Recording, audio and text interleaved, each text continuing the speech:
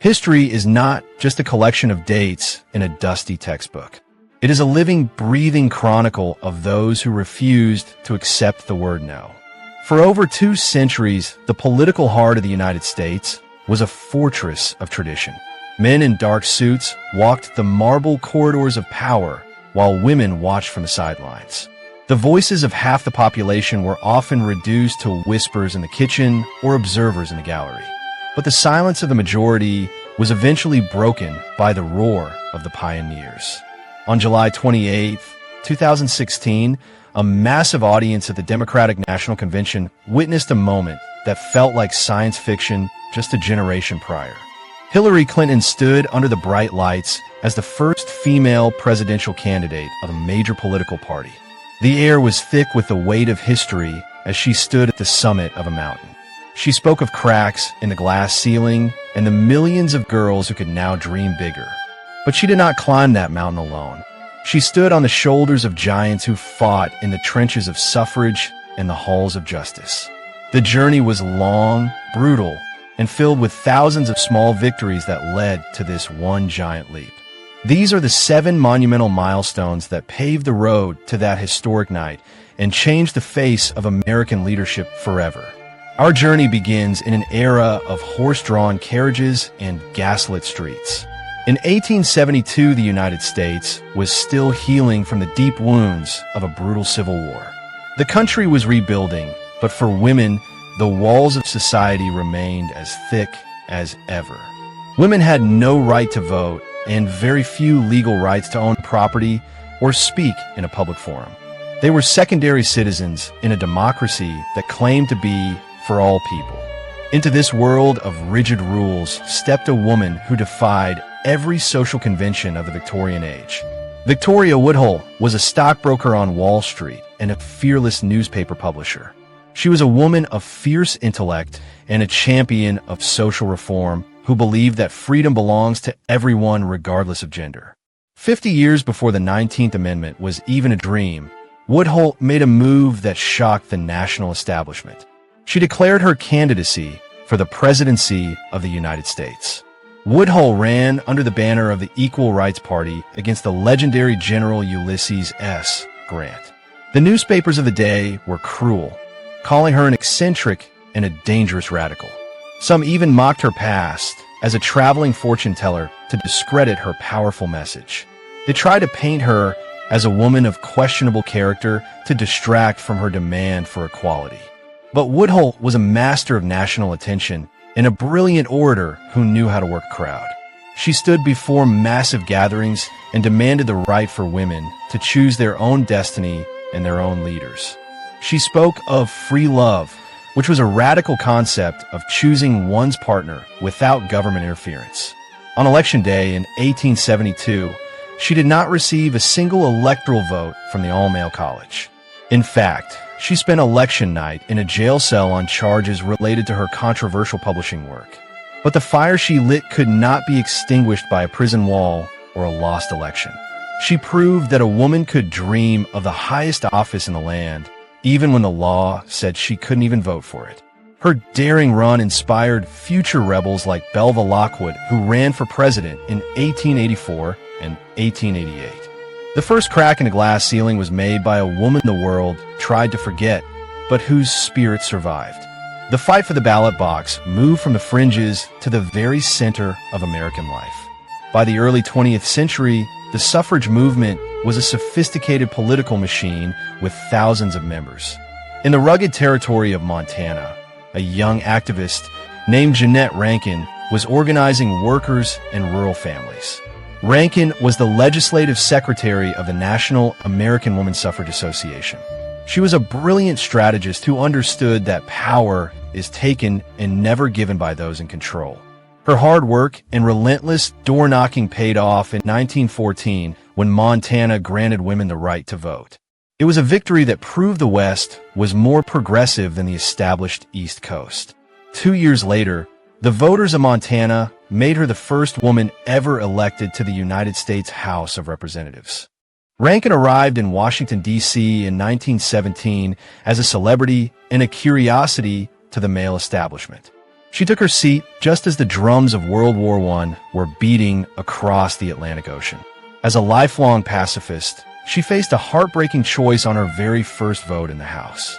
While the country was swept up in war fever, she stood in the well of the House and voted against American entry into the Great War. She said, "I want to stand by my country, but I cannot vote for war." Her vote brought a storm of criticism, and she was called a coward and a traitor by many. It cost her the next election, but Jeannette Rankin was a woman of iron principles. She returned to Congress decades later in 1940, once again representing the people of Montana. In 1941, she became the only member of the legislature to vote against war with Japan after the attack on Pearl Harbor. She remains the only person in American history to vote against both world wars. Her legacy is not just about gender, but about the courage to stand alone against the tide of popular opinion. Rankin opened a door that stayed open, leading to the steady increase of women in the Capitol. Today, her bronze statue stands in the United States Capitol as a reminder of where the legislative journey began. Her steps led directly to the year 2007 when Nancy Pelosi took the gavel as the first female Speaker of the House. While the House of Representatives is the people's chamber, the Senate is known as the House of the States. For a century, the Senate floor was a sea of gray hair, tailored suits, and old-school traditions. The first woman to break this barrier was Rebecca Felton of Georgia in 1922. Her appointment was a symbolic gesture lasting only 24 hours to honor her years of social activism. The governor of Georgia wanted to win over the new female voters, so he gave Felton a seat for a day. But the real era of the female senator began with Hattie Caraway of Arkansas in 1931. Caraway was a quiet woman who often sat in the back of the chamber knitting during long and boring debates. The press nicknamed her Silent Hattie because she rarely gave long speeches on the floor. She was initially appointed to fill the seat of her late husband, Thaddeus Caraway, after his sudden death. Most politicians in Arkansas expected her to step aside quietly after the special election. But Hattie Caraway had other plans that shocked the political establishment of the segregated South. She launched a whirlwind campaign across the state, driving from town to town in a simple car. She won the election in a landslide and became the first woman ever elected to a full Senate term. She was a fierce supporter of the New Deal and the rights of the common farmer during the Depression. Caraway proved that a woman could navigate the complex rules of the Senate better than many of her male peers. However, the path in the Senate remained painfully slow for the next 50 years.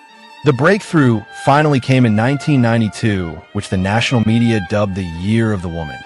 Following the controversial and heated Clarence Thomas hearings, women across America were furious. They saw a panel of all-male senators questioning Anita Hill and decided they needed a seat at the table. They marched to the polls and elected 4 female senators in a single election cycle. Barbara Boxer and Dianne Feinstein of California joined Carol Moseley Braun and Patty Murray in D.C. Carol Moseley Braun made additional history as the first black woman to ever serve in the United States Senate. Overnight, the number of women in the chamber tripled, and the culture of the Senate changed forever. The Year of the Woman proved that when women organize, they can change the face of the highest levels of government. The executive branch of a state government is where the most direct power is often exercised. A governor is the commander-in-chief of the state guard and the head of the entire state bureaucracy. In 1924, the state of Wyoming made history by electing Nellie Tayloe Ross as the first female governor in the nation. Wyoming was the perfect place for this milestone because it was the first territory to allow women the vote in 1869. Ross was a refined woman of great intelligence who took office after the sudden passing of her husband. She was a student of the law who managed the state's budget with a steady hand during difficult times. Though she lost her re-election bid by a small margin, she became a massive national figure. President Franklin D. Roosevelt recognized her administrative genius and her loyalty to the party. He appointed her as the first female director of the United States Mint in 1933. She oversaw the production of millions of coins for 20 years through a world war and a post-war recovery. Just 15 days after Ross was sworn in, Ma Ferguson took the oath as the governor of Texas. For many years, female governors were often the wives or widows of previous male leaders. The cycle of the political spouse was finally broken in the state of Connecticut in 1974. Ella Grasso was a brilliant career politician who had served in the state legislature and the U.S. Congress. She ran for governor on her own record of service and won without any family connection to the office. Grasso was a beloved leader who handled winter blizzards and economic crises with grit and compassion. Her victory proved that a woman could lead a state based entirely on her own vision and political merit. Since then, the number of female governors has climbed steadily across the entire American landscape. Today, it is common to see women leading states from New York to Oregon, following the path Grasso cleared. The president's cabinet is the inner circle of power in the executive branch of the federal government. For over a century, the cabinet room in the White House was a private club for the president's male advisors. In 1933, Franklin D. Roosevelt broke this long-standing tradition by appointing Frances Perkins as Secretary of Labor. Perkins was a social worker and a witness to the tragic Triangle Shirtwaist Factory fire in New York. That fire, which killed 146 garment workers, changed her life and her mission forever. She became a crusader for fire safety, factory inspections, and fair wages for the working class. As Secretary of Labor, she became the longest-serving member of the Roosevelt cabinet, serving 12 years. She was the primary architect of the Social Security Act, which provides a safety net for millions of seniors today. She also drafted the Fair Labor Standards Act, which created the 40-hour work week and the federal minimum wage. Every American worker who enjoys a weekend or a retirement check owes a direct debt to Frances Perkins. She was a master negotiator who could hold her own against the toughest labor union bosses and corporate CEOs. Her success opened the door for women to lead other massive and complex federal departments. In the 1990s, Janet Reno became the first woman to lead the Department of Justice as the Attorney General. Madeleine Albright shattered the diplomatic ceiling as the first female Secretary of State representing the U.S. abroad. The cabinet table was no longer a one-sided conversation. It now included the voices of those who built the country. The Supreme Court is the final arbiter of truth and justice and the protector of the Constitution. For 191 years, every single justice who wore the black robe on that bench was a man. During the 1980 presidential campaign, Ronald Reagan promised to appoint the first woman to the High Court. He found his ideal candidate in Sandra Day O'Connor, a judge from the Arizona Court of Appeals. O'Connor was a ranch girl who grew up on a massive cattle ranch, driving tractors and fixing fences. She brought that same independent Western spirit to the marble halls of the Supreme Court in Washington. Her confirmation in 1981 was a moment of rare national celebration and bipartisan support. The United States Senate voted 99-0 to confirm her historic appointment. For 25 years, O'Connor was often the most powerful woman in American law and government. She was frequently the swing vote on landmark cases involving civil rights, abortion, and government power. She was lonely in the robing room for 12 years, until 1993 when Ruth Bader Ginsburg joined her. Ginsburg was a legal scholar and an advocate who had spent her career fighting for gender equality in the courts. Together, these two women changed the interpretation of the Constitution for a new generation of Americans. When O'Connor retired in 2006, she paved the way for Justice Sonia Sotomayor and Justice Elena Kagan. Today, the sight of multiple women on the Supreme Court bench is a normal and vital part of American life. The scales of justice are finally being held by both hands of humanity, reflecting the people the court serves. The vice presidency is often described as being only one heartbeat away from the presidency. Until 1984, the major party tickets were exclusively male pairings, usually two men from different regions. Walter Mondale changed the political math forever by selecting Geraldine Ferraro as his running mate. Ferraro was a tough prosecutor from Queens, New York, and a respected member of Congress. Her nomination sent a shockwave of excitement and energy through the American public and the world. She stood on the debate stage against George H.W. Bush and proved she was ready for the global stage.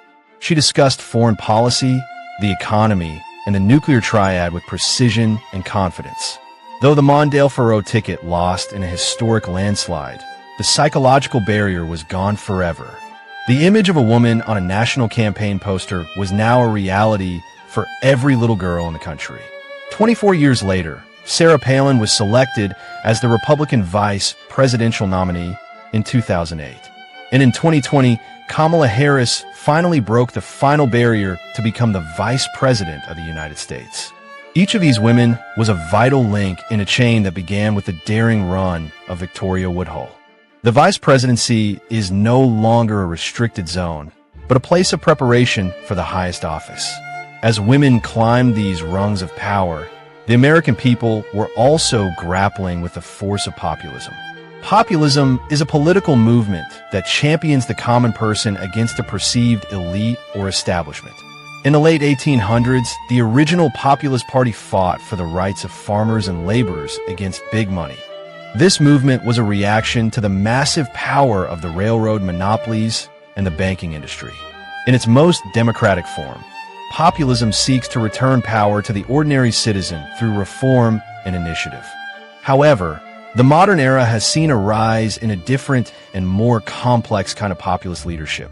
Charismatic figures in the United States and Europe have used populist rhetoric to consolidate personal power. They often claim to be the only true voice of the people while attacking the very institutions of democracy. The administrations of Donald Trump have highlighted this tension between populism and institutional tradition. Some forms of populism lead to great social reform, while others can lead to authoritarian control and division.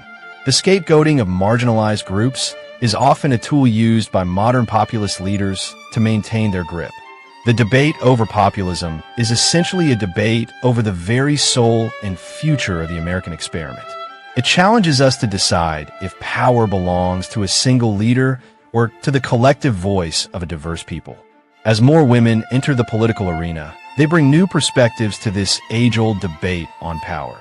The journey of these 7 female firsts is the story of a nation slowly living up to its promises. From a stockbroker in 1872 to the vice president in 2021, the progress is undeniable and inspiring. In the current Congress, women hold nearly 30% of all seats, a record high that continues to grow. The diversity of these leaders reflects the true face of the American population in the 21st century. Black women and Latinas are now leading major cities as mayors and making vital laws in the Capitol. Asian American and Native American women are finally having their voices heard in the halls of power. Every election cycle brings new firsts that prove the era of the glass ceiling is coming to an end. The glass ceiling is no longer a solid barrier, but a beautiful and complex mosaic of cracks. The pioneers of the past have left a detailed blueprint for the leaders of tomorrow to follow. America is still a work in progress, and its democracy is a living, breathing experiment in freedom. But the voices of women are no longer whispers in the hallway or ignored in the gallery. They are the votes that shape the future and the laws that govern the land from sea to shining sea. The story of American politics is the story of expanding the definition of we the people. And as we look to the future, it is clear that this story is far from over. It is just beginning.